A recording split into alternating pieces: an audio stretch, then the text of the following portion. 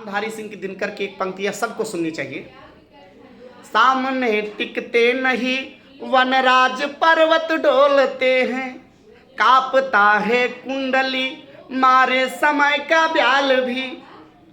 मेरी बाह में मारुत गरुड़ गजराज का बल है, मेरी बाह में मारुत गरुड़ गजराज का बल है।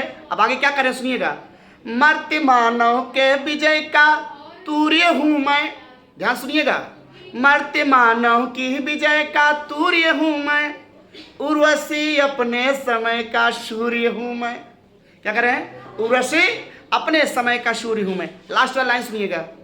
अंधतम के भाल पर पावक जलाता हूं, अंधतम के भाल पर पावक जलाता हूं, बादलों के शीश पर स्यंदन चलाता हूं, बादलों के शीश पर स्यंदन चलाता हूं। अब बड़ा ही ध्यान सुनिएगा क्या कह रहे हैं। पुरुषार्थ कहते हैं कि मैं इतना शक्तिशाली हूं कि वन के राजा सिंह तक की मेरे सामने एक नहीं चलती थी। वन के राजा सिंह की फेंक रहे हैं, सॉरी कह रहे हैं ऋषि से पुरवा कि मैं इतना शक्तिशाली हूं कि वन के राजा सिंह तक की मेरे सामने एक नहीं चलती।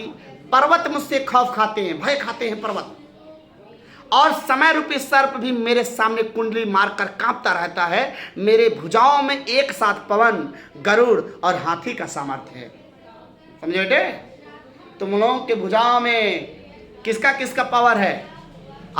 पवन का, वायु का, गरुड़ का, हाथी का।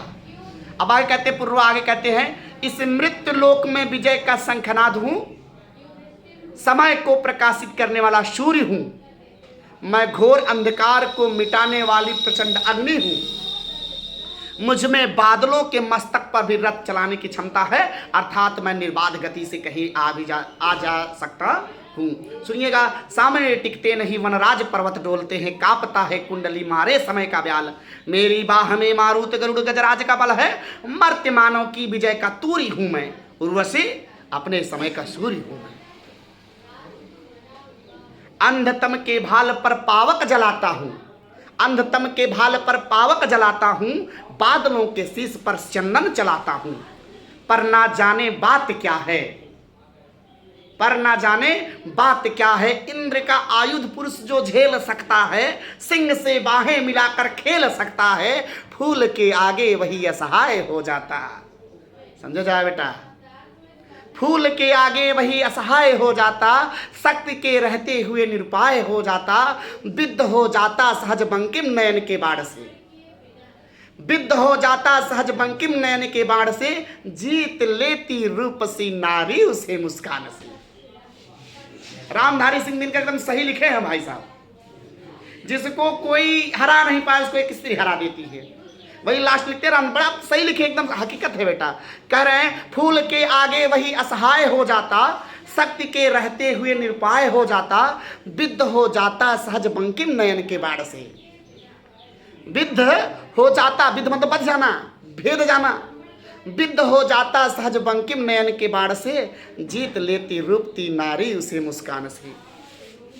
अब उर्वशी क्या बोल रही है, उसका जवाब क्या दे रही? बड़ा प्यारा जवाब देती है। पर क्या बोलूं क्या कहूं, पर क्या बोलूं क्या कहूं, भ्रांति यह बेभाव, मैं मनोदेश की वायु व्यग्र व्याकुल चंचल। पहले इतना मैं क्लियर कर देता हूं, तो इसके बाद आगे बढ़ता हूं। ये रामधारी सिंह दिनकर जी ने भले ही पहले लिखा है, लेकिन आज के ज़माने की बात को लिखा है और सत्य लिखा है। ठीक है।